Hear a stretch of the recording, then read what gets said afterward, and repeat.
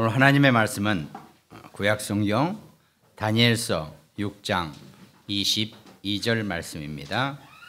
다니엘서 6장 22절 말씀을 우리 함께 천천히 합독합니다. 나의 하나님이 이미 그의 천사를 보내어 사자들의 입을 봉하셨으므로 사자들이 나를 상해하지 못하였사오니 이는 나의 무죄함이 그 앞에 명백함이오며 또 왕이여 나는 왕에게도 해를 끼치지 아니하였나 아니라. 아멘. 사자의 입을 봉하신 하나님이라는 말씀입니다. 지난주에 우리가 흑암 세력 이기는 렘넌트의 절대 언약이라 그랬죠. 사도행전 1장 3절 하나님 나라의 일 속에 있는 렘넌트의 언약을 설명을 했죠. 그러다가 우리가 요셉, 모세, 다윗, 엘리야 이런 예를 들었죠. 성경에 승리하는 성경의 영웅들이나 또 렘넌트들은 절대 주변에 속지 않았다는 겁니다. 근데 우리는 살아가면서 여러분과 저 우리가 주변이 없을 수가 없죠. 우린 다 주변에 속해 있어야 한다는 겁니다. 근데 문제는 우리가 그 주변에 우리가 너무 쉽게 우리를 내어주고 우리가 속는다는 겁니다. 그래서 우리 렘넌트들은 절대 거기에 속지 않는 그것이 언약으로 필요하다는 거죠. 언약으로 온전하게 굳게 다져져 있으면 렘넌트가 속을 필요가 없다는 겁니다. 근데 그만 렘넌트들을 자꾸 속이는 그런 주변들 때문에 우리 렘넌트들이 이 온전한 복음 안에서도 온전하게 제대로 하나님 나라의 일을 이루어 나가지 못하는 그런 문제가 있었다 그랬죠.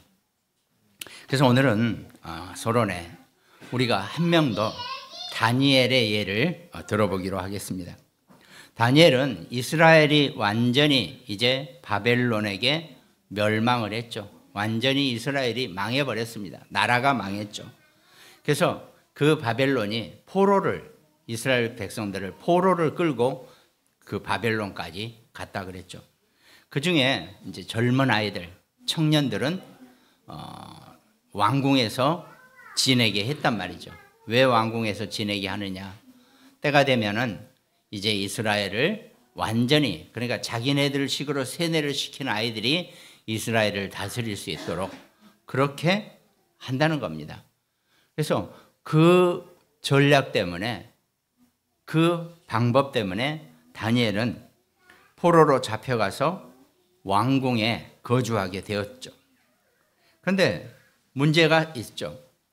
이 다니엘 같이 이런 어린 포로들을 관리하는 그 환관장이 있는데 만약에 바벨론 왕이 보고 쟤네들은 얼굴이 저렇게 편치 못하냐, 쉽게 말해서 얼굴이 왜 반짝거리지 못하느냐, 멀쩡한 왜 저렇게 병들고 쇠약하고 아픈 기색이 있느냐, 그럼 그건 환관장 잘못이거든요.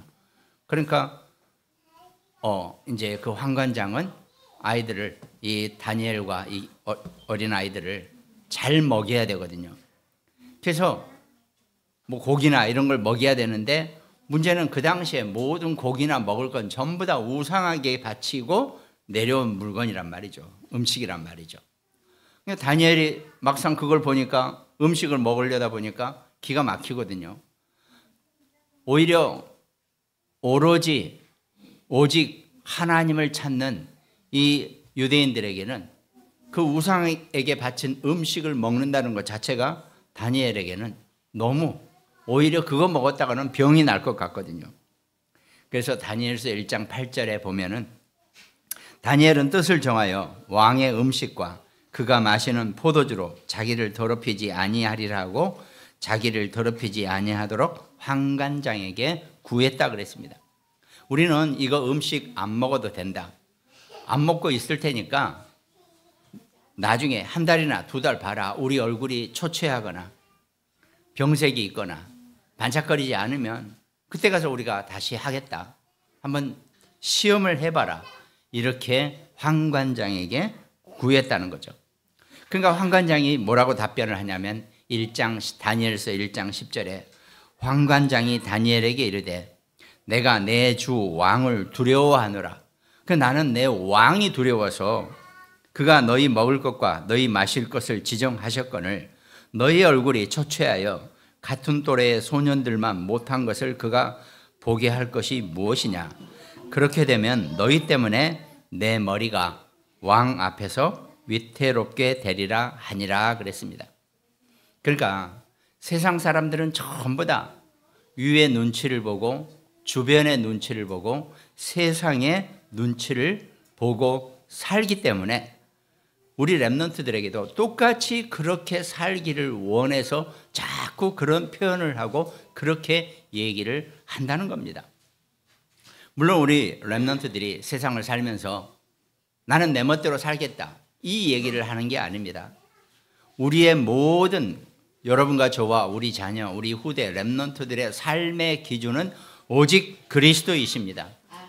우리가 오직 그리스도의 기준의 삶을 살기를 원하고 그 그리스도로만 우리가 우리의 삶을 인도받아야 한다는 것이 우리의 기준이라는 겁니다. 네. 그렇기 때문에 우리는 오직 그리스도 안에서 오직 여호와 하나님을 바라보는 삶 속에서 살기 때문에 그냥 채소만 먹어도 기름진 음식을 먹지 않아도 충분히 우리는 누가 보더라도 초췌하지 않을 뿐더러 아주 세상 사람들이 누가 보더라도 부러울 만한 그런 우리의 모습이 될 것이다. 다니엘이 이렇게 자신이 있었던 거죠. 근데 그 황관장은 그렇지 않단 말입니다. 야, 너희들이 만약에 얼굴이 초췌하면 왕은 내 머리를 즉석에서 날려버릴 거다. 물론 지금 시대하고 그 옛날 시대는 다르죠. 그때는 정말 그렇게 할 수 있었으니까요. 아니, 너가 관리를 어떻게 했길래 애들이 이렇게 됐느냐. 즉시 처형입니다. 근데 요즘은 그렇지는 않죠. 그런데도 우리 랩런트들과 세상은 여전히 우리 자녀들에게, 우리 후대들에게 세상의 그 흑암의 원리를 우리에게 계속 주입시킬 겁니다. 우리 자녀들은 자라면서 절대 거기에 속지 않고 나의 모든 삶의 기준은 하나님이시고 십자가의 그리스도가 나의 기준이라는 것을 절대로 잊지 않게 가르쳐야 한다는 겁니다. 그러니까 걱정하지 마라. 한번 테스트를 해보자. 한 달간 우리가 이렇게 먹어볼 테니까 만약에 그래도 우리가 정말 얼굴에 초췌하고 기름기가 없으면 그때는 네 뜻대로 하겠다. 그렇지만 그렇게 안 될 것이다. 정확하게 자기를 표현할 수 있었다는 겁니다.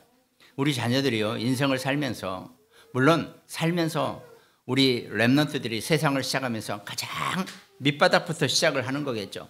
그럼 층층시야 전부 다 윗사람들이고 상사들이란 말이죠. 그 사람들의 말을 무시하고 그 사람들의 말을 듣지 말라 이 얘기를 하는 게 아닙니다. 우리 아이들이, 우리 랩런트들이 인생을 살면서 가장 첫 번째 중요한 기준이 오직 하나님의 말씀이고 그리스도라는 것을 놓치지 말라는 것입니다. 그러니까 다니엘이 그거를 그렇게 얘기하고 정말 왕이 지정한 음식과 그 우상 고기를 먹지 않았는데도 다른 사람들보다, 다른 애들보다, 그걸 먹고 자란 애들보다 훨씬 더 얼굴빛이 좋았다고 성경은 기록하고 있다는 겁니다. 그러니까 우리 자녀들이, 우리 후대 랩런트들이 삶을 살아갈 때 세상을 살아야 되는 거죠. 혼자 살 수는 없잖아요. 평생을 집에서 부모 그늘에 살 수도 없단 말이죠. 때가 되면 출가를 하는 겁니다. 다 때가 되면. 그때 세상을 너무 두려워할 필요도 없고 또 너무 우습게 볼 필요도 없지만은 세상을 초월하고 수용할 수 있는 그런 하나님 그리스도의 기준에 살 수 있도록 우리가 정말 말씀으로 인도해 줘야 한다는 겁니다. 이것이 흑암 세력 이기는 렘넌트들의 절대 언약이라는 겁니다. 또 다니엘에 대한 또 다른 얘기가 있죠. 다니엘서 2장 9절에 보니까 너희가 만일 이 꿈을 내게 알게 하지 아니하면 너희를 처치할 법이 오직 하나이니 이는 너희가 거짓말과 망령된 말을 내 앞에서 꾸며 말하여 때가 변하기를 기다리려 함이라. 이제 그 꿈을 내게 알게 하라. 그리하면 너희가 그 해석도 보일 줄 내가 알리라 하더라 그랬습니다. 그러니까 느부갓네살 왕이 꿈을 꿨는데 도대체 자기가 이해를 못하는 거예요. 그러니까 이제 그 밑에 있는 술사와 평소에 박사라고 하는 많은 신하들에게 야, 내가 이런 꿈을 꿨는데 이걸 해석을 해봐라 그랬더니 아무도 해석을 못한다는 겁니다. 아니 그러면 웬만한 사람들 같으면 대충이라도 꾸며댈 수 있을 거 아닙니까? 원래 술사, 박사 하는 사람들은 말로 먹고 사는 사람들이기 때문에 뭐라도 그 해석은 이런 것 같습니다라고 내놔야 되는데 아무도 한마디도 못했다는 겁니다. 거기서부터 하나님의 계획과 하나님의 뜻이 있는 거죠. 그러니까 왕이 화가 나가지고 아니 너희들 내가 그렇게 먹여 살리고 월급 주고 다 했더니 이걸 해석을 못해? 오케이, 술사 박사 전부 다 몰아다가 한목에 처형을 해버리겠다. 이렇게 일이 된 겁니다. 그러니까 이제 다니엘과 그 세 친구에게까지도 어떡합니까? 이 명령이 떨어진 거죠. 너희들 며칠 있으면 곧 다 죽게 될 것이다. 왕이 이런저런 꿈을 꿨다는데 아무도 그걸 해석을 못했다 하지 않느냐, 이렇게 얘기한다는 거죠. 그래서 다니엘이 대답을 하죠. 왕께서 물으신 것이 어려운 일이라. 왕이 물어보신 것이 어려운 일은 맞다, 현실적으로. 아니 세상에 남의 꿈을 내가 어떻게 해석을 하겠느냐. 육체와 함께 살지 아니하는 신들 외에는 왕 앞에 그것을 보일 자가 없나이다 하니라 그랬습니다. 육체와 함께 살지 아니하는 신들. 그러니까 신이 육체와 함께 사는, 그러니까 그 사람에게 신이 함께 살아야지만이 그 왕의 꿈을 해석할 수 있다는 겁니다.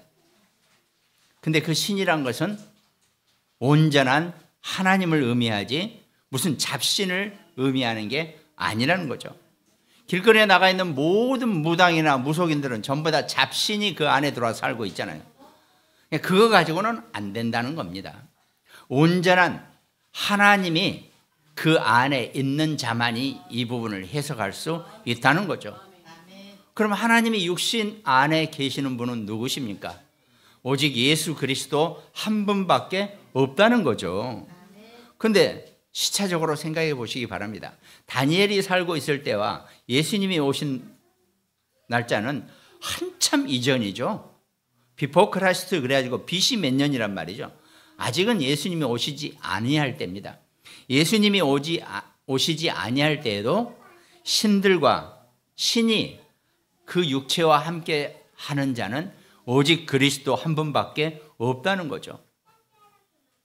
그래서 다니엘이 그 표현을 육체와 함께 살지 아니하는 신들 외에는 왕의 꿈을 해석할 수 없다, 이렇게 얘기하는 거죠.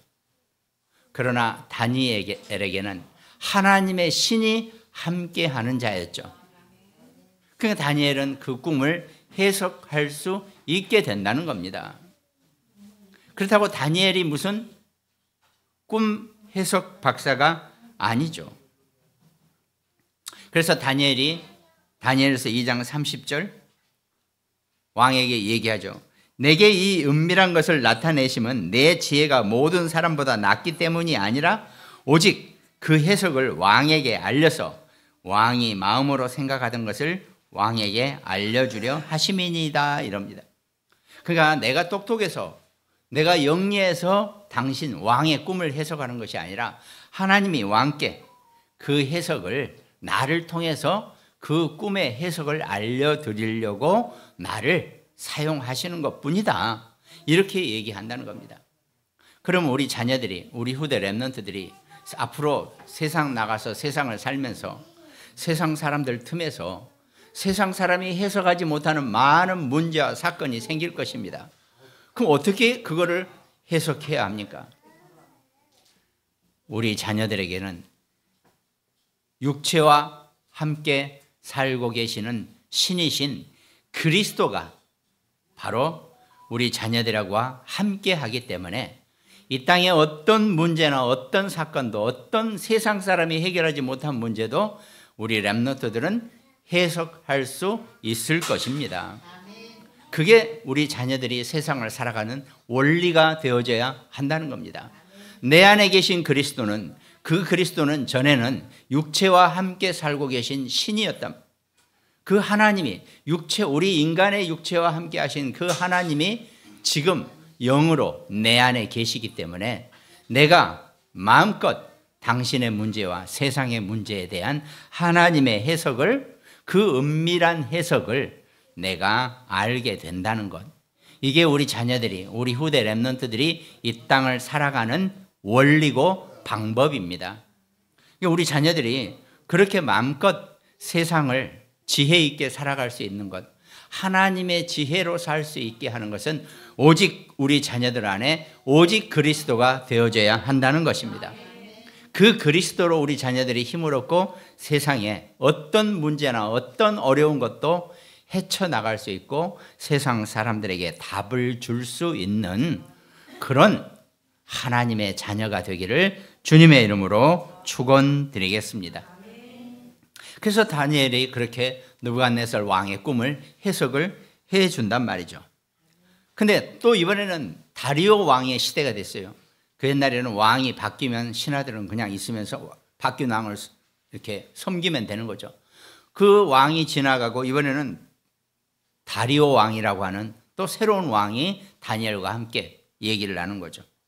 근데 다니엘이 워낙 똑똑하고 왕의 마음에 들게 하니까 그 신하들이 다니엘을 시기합니다. 자, 우리 자녀들은, 우리 렘넌트들은요, 이 땅 살면서 시기 받을 만한 위치에 있게 되기를 주님의 이름으로 축원드립니다. 우선 시기부터 받아야 돼요. 왜? 워낙 잘나고 워낙 높은 자리에 있으니까 시기를 받아야 될 거 아닙니까? 시기 받지 못한 인생은 불행한 인생이라고 하면 너무 좀 심각한 얘기 같고, 하여튼 이왕 인생 사시면서요, 남들 시기도 좀 받고 살아보시기 바랍니다. 어떻게 살길래 남한테 시기도 못 받고 삽니까? 시기 받고, 참 말이 참 그렇죠. 앞뒤 잘라버리면 진짜 이상한 목사가 돼요. 시기 받는 사람이 되기를 주님의 이름으로 축원드리겠습니다. 오죽하면 그러겠습니까? 아니, 남들보다 좀 잘나고 높은 자리에 있으니까 시기 받는 거 아닙니까? 그건 당연한 거죠. 다니엘이 그렇게 시기를 받고 산단 말이죠. 그래서 저 다니엘을 해칠 수 있는 방법이 뭐가 있을까 생각하다가 오케이, 저 왕에게 좋은 얘기를 하죠. 앞으로 30일 동안 다른 것들한테 절하는 자는 왕이 처벌을 하게 해 주십시오. 30일만이요. 영원히 아니라 30일 동안 왕 외에 다른 데 무릎을 꿇고 절을 하고 기도를 하거나 이러면은 사자굴에 집어넣을 수 있도록 왕이 칙령을 만드시면 어떻겠습니까? 이렇게 얘기한단 말이죠. 왕이 기분이 좋죠. 야, 30일 동안 오직 나만 바라보게 하는 요 법이 왕의 입장에서는 얼마나 괜찮습니까? 그래서 오케이 했단 말이죠. 그래서 그 칙령에 왕의 어인을, 조서의 어인을 찍어서, 그 조서의 어인이라는 것은 옛날에는 왕들이 이렇게 왕의 도장, 인장처럼 이 반지를 크게 만들어 가지고 이렇게 찍습니다. 그러면 꼭 옛날 방식으로 밀랍 같은 것을 녹여 가지고 그 위에 그러면 너무 뜨거울 것 같은데 밀랍에 손을 바로 대면 걱정되네. 아무튼 그런 방식으로 어인을 찍어서 좀 식혔겠죠. 이렇게 찍어서 그 어인이 찍히면 절대로 번복이 안 된다는 겁니다. 그래서 그렇게 해가지고 그 칙령을 만들었어요. 앞으로 30일간 절대 다른 데다 절을 하거나 엎드리거나 기도하면 바로 사자굴 행위다. 이렇게 법을 만들었단 말이죠. 근데 보니까 다니엘서 6장 10절, 다니엘이 이 조서에 왕의 도장이 찍힌 것을 알고도 자기 집에 돌아가서는 윗방에 올라가 예루살렘으로 향한 창문을 열고, 아니 창문을 다 닫아놓고 좀 기도하면 누가 못 볼 거 아닙니까? 근데 다니엘은 그 창문을 활짝 열어놓고 전에 하던 대로, 늘 하던 대로 하루에 3번씩 무릎을 꿇고 기도하며 그의 하나님께 감사하였더라 그랬습니다.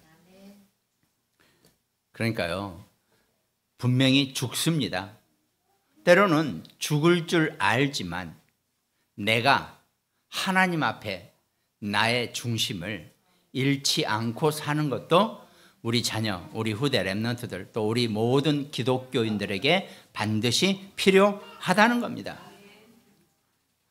내가 죽을 줄 알면서도 그 조서가 절대로 번복되지 않은 줄 알면서도 다니엘은 창문을 활짝 열어놓고 사람들에게 다 봐도 상관없다고 하는 식으로 하나님께 하루 3번씩 무릎 꿇고 감사 기도했다는 겁니다. 우리가 그런 법이 없더라도 하루에 3번씩 하나님께 감사 기도해 보시기 바랍니다. 인생이 바뀔 것이고 삶이 바뀔 것이고 세상이 바뀔 것입니다. 그게 안 되니까 그걸 못하는 거죠. 아니 죽을 줄 알면서도 한 거하고 아무 상관없이 하는 거하고, 그러니까요, 죽을 줄 알면서도 하는 게 훨씬 더 실감 나니까 한번 그렇게 해 보시기 바랍니다. 그러나 그럴 일은 없으니까요. 그러나 분명한 것은 우리가 하나님께 하루 3번 감사 기도하는 것만으로도 충분히 하나님의 능력과 하나님의 힘을 얻는 우리 자녀들이 분명히 될 것입니다. 자, 이렇게 해놓으니까 즉시 그 신하들이 다니엘을 고발을 한 겁니다. 아니 분명히 왕의 조서에 왕의 도장까지 찍혔는데 저 다니엘이 저렇게 기도했다 아닙니까?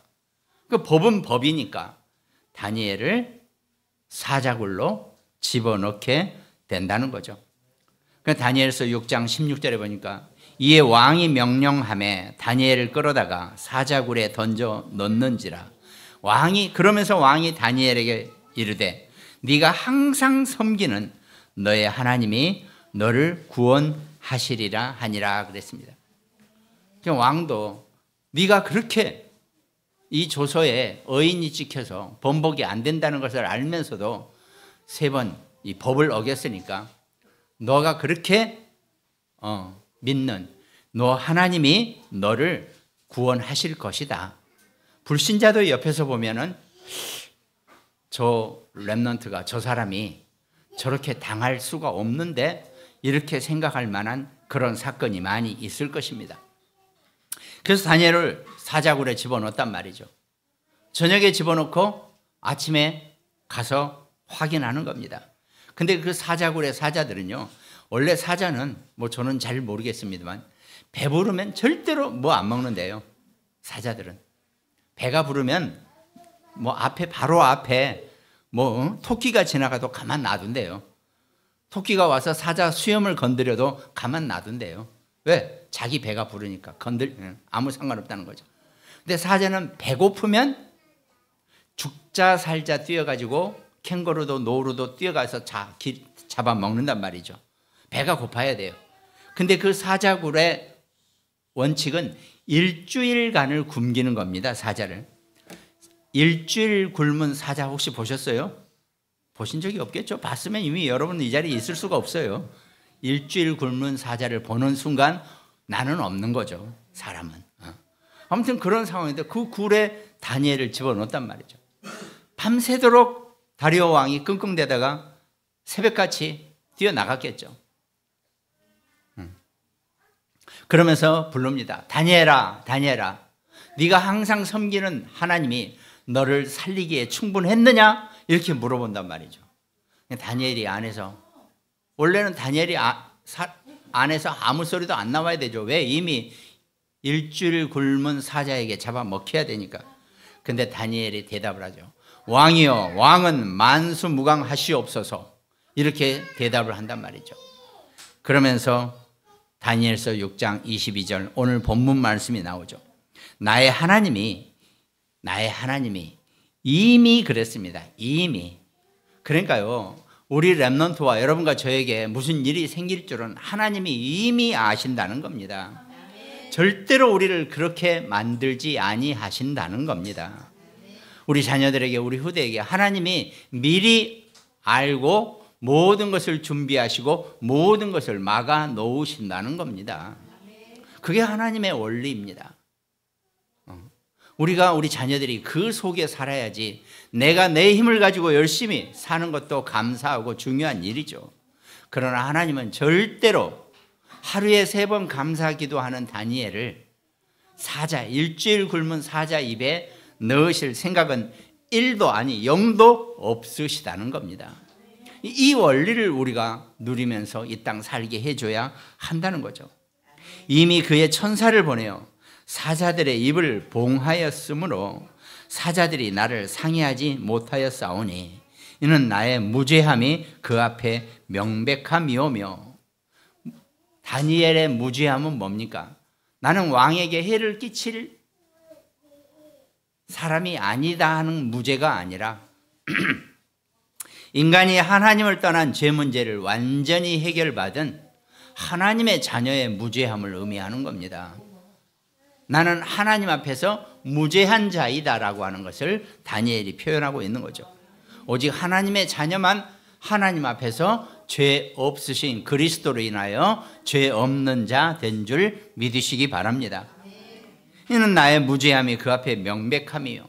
그러니까 왕 앞에서 무죄한 것이 아니라 하나님 앞에서 무죄한 자가 우리 자녀들이고 우리 후대고 렘넌트가 되어진다는 겁니다. 여러분과 저도 마찬가지죠. 예수 그리스도를 통해서 하나님의 자녀가 되는 순간 우리는 하나님 앞에서 무죄한 자이라는 겁니다.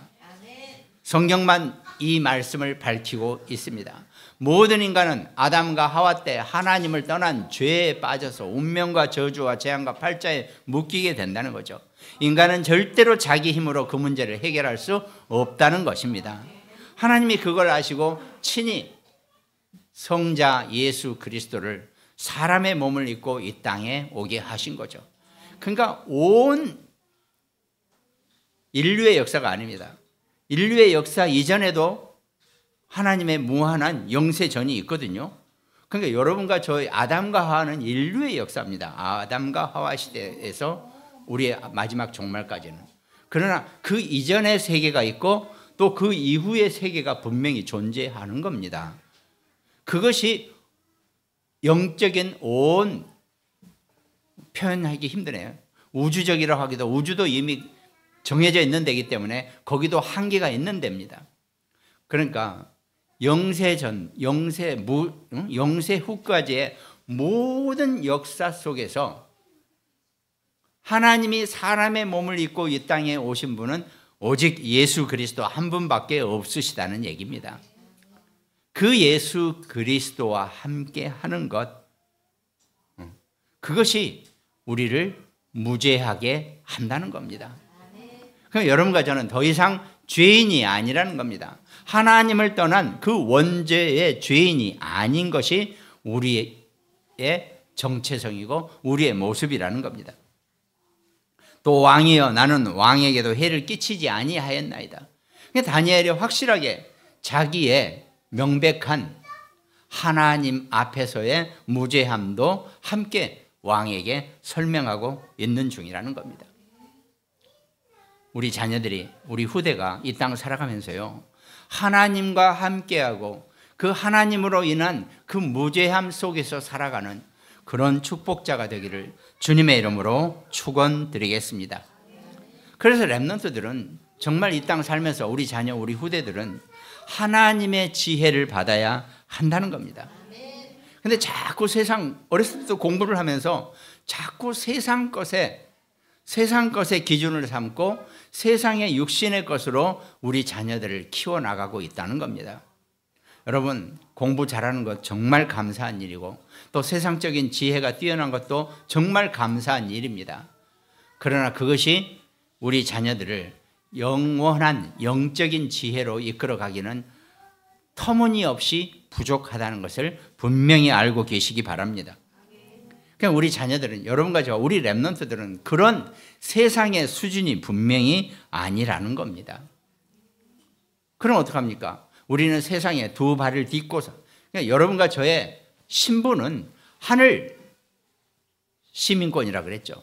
그런데 우리는 아직 이 지구에, 이 동그란 지구에 발을 딛고 살고 있다는 겁니다. 이 땅에 살고 있는 동안에 우리는 천국 시민권자임도 충분히 누리고 살 수 있어야 한다는 겁니다. 그것이 우리 렘넌트들의 삶이고 우리 렘넌트들의 축복이라는 겁니다. 그래서 우리가 서밋이라고 표현하는 겁니다. 서밋이 뭐 트럼프나 잘난 대통령들을 서밋이라고도 하겠죠. 그러나 영적 서밋은 아닙니다. 오직 우리 자녀들만이, 렘넌트들만이, 여러분과 저가 이 땅에 영적 서밋이 되어져야 한다는 겁니다. 그럼 불신자도요, 서밋이 되는 사람들은, 높은 그 직책에 있는 사람들은 생각이 다릅니다. 생각이 앞서갑니다. 그런데 우리 영적 서밋인 우리 자녀들, 우리 후대 렘넌트들은 그 생각이 하나님의 이끄시는 그 생각으로 따라간다면 세상의 어떤 지혜자도 우리 자녀들을 따라올 수가 없을 것입니다. 그것이 우리 자녀들이 이 땅 살아가면서 받아야 될 훈련이고 교육입니다. 그러니까 그것이 주변에 있는, 세상에 있는 모든 것을 우리의 우선순위로 삼고 살아가는 그런 삶이 되지 말아야 한다는 겁니다. 우리 자녀들은 나는 서밋이다, 나는 영적 서밋이다, 이것이 자기의 최고의 우선이 되어지게 해야 한다는 겁니다. 그래야지 우리 자녀들이 세상 살아가면서 세상 것에 속지 않고 너희 아비 마귀라고 했던 그 흑암 세상의 것에 우리가 당하지 않는다는 겁니다. 세상은 절대로 우리 자녀들에게, 믿는 자들에게 좋은 자리를 내주지 않아요. 이것들은 어떻게 하든 우리를 망하게 하려고 하기, 온갖 술수를 꾸미고 있는 그런 흑암의 단체들입니다. 그걸 우리가 분명히 알아야 한다는 겁니다. 그러나 그 흑암은 절대로 하나님을 이겨낼 수가 없죠. 하나님과 흑암, 하나님은 창조주시고 그 흑암 세력은 피조물일 뿐이에요. 우리와 똑같이 영적 피조물계일 뿐입니다. 그러니까 우리가 절대로 거기에, 그 흑암 단체에 우리 자녀들이 거기에 속을 이유가 하나도 없다는 겁니다. 그래서 우리는 수용하고 초월하고 넘어설 수 있어야 한다고 표현하는 겁니다. 그래서 우리 렘넌트들이 세상의 모든 것을 다, 주변에 있는 것을 수용할 수 있어야 돼요. 거부할 필요는 없습니다. 수용하되 그걸 뛰어넘을 수 있어야 한다 그랬죠. 그리고 또 하나가 하나님의 시간표를 기다리는 겁니다. 기다림 속에 있는 겁니다. 그러니까 수용하고 초월하고 기다리는 것입니다. 그게 렘넌트가 이 땅을 살아가면서 승리할 수 있는 서밋의 생각입니다. 그 생각을 가지고 정말 세상을 승리하는 우리 귀한 자녀, 후대, 렘넌트가 되기를 늘 기도하시기 바랍니다. 그럼 오늘 본론에서는 세 가지 그 절대 언약의 길이 있다 그랬죠. 그 하나가 모든 것을 초월하는 능력의 길이 하나님의 말씀이라는 겁니다. 우리가 세상의 말씀으로 모든 것을 초월할 수 있는 그런 능력을 얻을 수 있도록 우리 자녀, 우리 후대가 말씀 속에 살기를 기도하시기 바랍니다. 성경의 말씀은 창세기 3장 15절 여자의 후손의 기본 언약이 있었죠.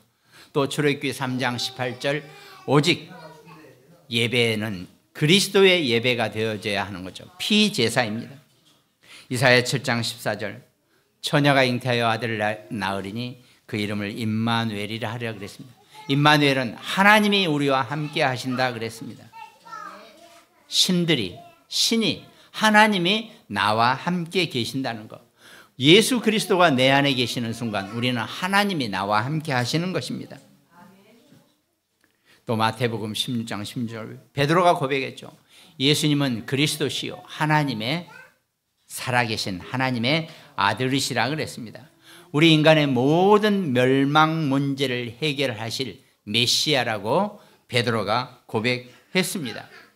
우리의 모든 문제, 어떤 문제, 내가 미처 모르는 문제까지도 해결하는 분이 메시아의 그리스도이십니다. 그 언약을 붙잡고 사시기 바랍니다. 그 그리스도가 나와 영원히 함께 하신다고 약속하셨다는 겁니다. 그래서 고린도전서 1장 18절 십자가의 도는 십자가의 그리스도이십니다.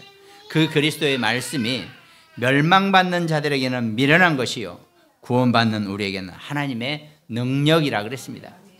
여러분과 제가 십자가의 그리스도의 언약으로 능력 얻기를 주님의 이름으로 축원드리겠습니다. 우리 자녀들이 세상의 어떤 능력보다도 그리스도의 말씀의 능력 가지고 살게 되기를 주님의 이름으로 축원합니다. 두 번째는 보좌의 능력으로 역사하는 길을 우리가 볼 수 있어야 한다는 겁니다. 늘 하나님은 그 보좌에 계신 하나님께서 여러분과 제게 그 보좌의 능력으로 역사하고 계신다는 겁니다. 그러니까 우리가 세상 능력 가지고 살려고 하는 것도 필요하면 열심히 살아야 되겠지만 먼저 우리가 얻어야 될 것이 보좌의 능력입니다.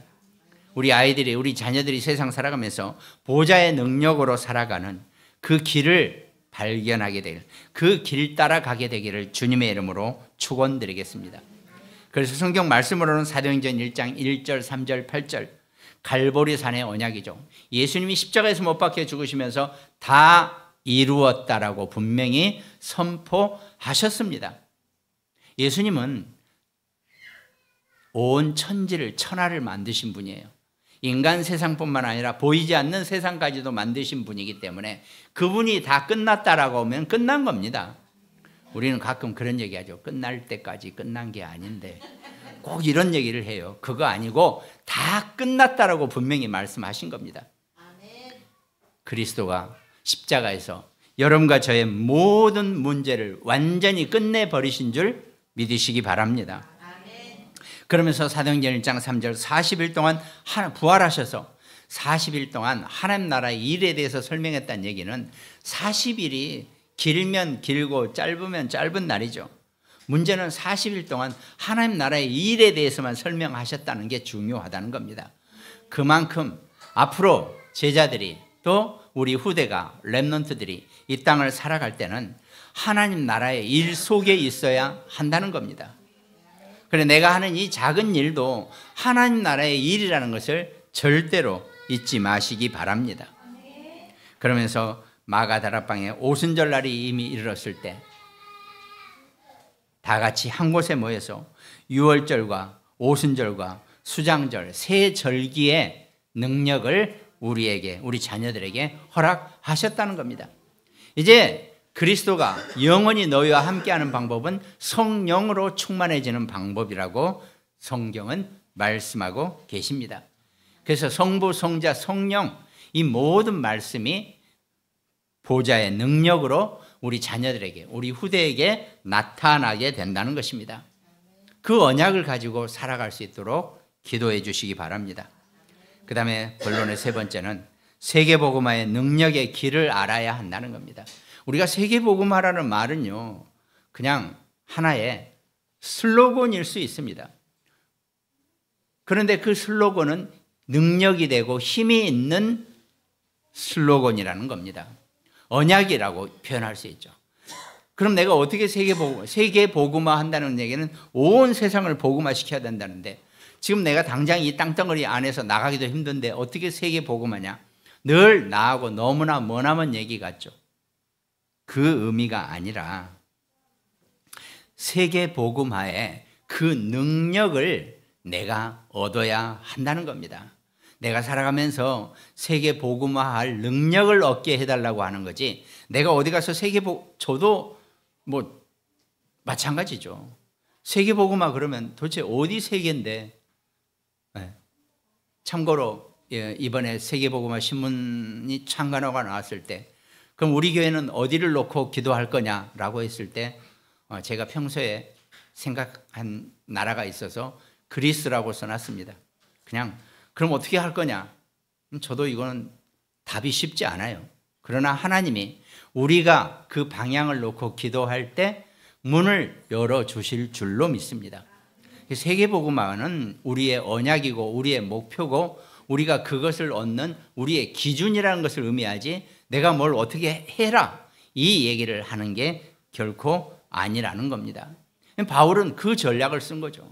그래서 바울은 그렇다고 바울이 세계복음화 하지는 않았습니다.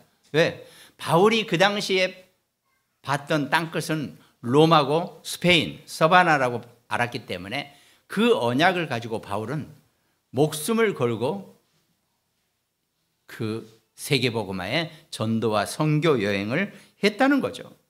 그것이 바울이 붙잡은 세계복음화의 언약입니다. 그럼 우리 자녀나 여러분과 저는 아무 데도 안 나가도 이 자리에 앉아서도 세계복음화할 수 있는 언약을 붙잡고 하나님이 그것 때문에 능력을 주시고 힘을 주시게 되어 있다는 겁니다.